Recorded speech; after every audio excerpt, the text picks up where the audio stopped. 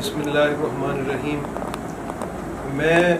اس موقع پہ حضرت مولا کائنات امیر المومنین حضرت شیر خدا مولا علی کرم اللہ وجہہ آپ کی اس شہادت کے موقع پہ میں پہلے تو یہ کائنات والوں کو، تمام سامعین کو بتانا چاہوں گا کہ حضرت مولا علی علیہ السلام اللہ تعالیٰ کی وہ برگزیدہ ہستی ہیں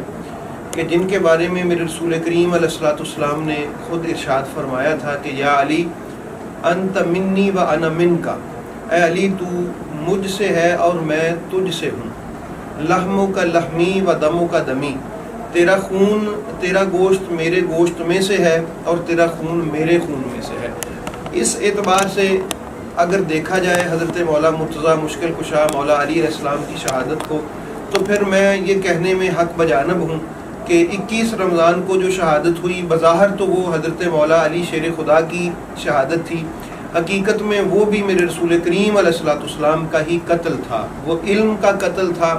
آگہی کا قتل تھا، وہ شعور کا قتل تھا، وہ حق کا قتل تھا۔ حضرت مولا علی مرتضیٰ شیر خدا یہ وہ بابرکت ہستی ہیں جن کے بارے میں رسول اللہ صلی اللہ تعالیٰ علیہ وآلہ وسلم نے ارشاد فرمایا تھا کہ علی، مجھے اللہ رب العالمین کی قسم ہے، میں تمہیں یہ حق بات بتا رہا ہوں کہ تجھ سے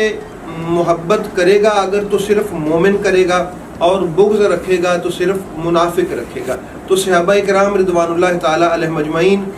آپ ارشاد فرمایا کرتے تھے کہ کننا نعرف المنافقین بحب علی رضی اللہ تعالیٰ عنہ، ہم مومن اور منافق کی پرکھ بھی حضرت علی علیہ السلام کی محبت سے کیا کرتے تھے۔ تو وہی پیمانہ آج بھی اسلام کے پاس ہے، مسلمانوں کے پاس ہے۔ تمام مسلمان، میں نہیں سمجھتا کہ کلمہ پڑھنے والوں میں کوئی ایسا ہو جو حضرت علی علیہ السلام سے محبت نہ رکھتا ہو۔ میرے اندازے میں ایسی کوئی بات نہیں آج تک آ سکی کہ کوئی کلمہ بھی پڑھے،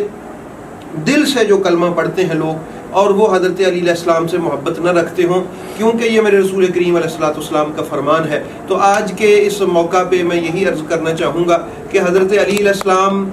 جو ہے وہ چونکہ ایمان کی پرکھ اللہ نے ان کو بنایا ہے، کسوٹی بنایا ہے، اس لیے اپنی اولادوں کو، اپنے گھر والوں کو حضرت علی علیہ السلام کی محبت کا درس دیا جائے، ان کی سیرت کو پڑھا جائے، ان کی زندگی سے سیکھا جائے، کیونکہ رسول پاک علیہ السلام فرما کے گئے ہیں علی اور قرآن دونوں اکٹھے ہیں،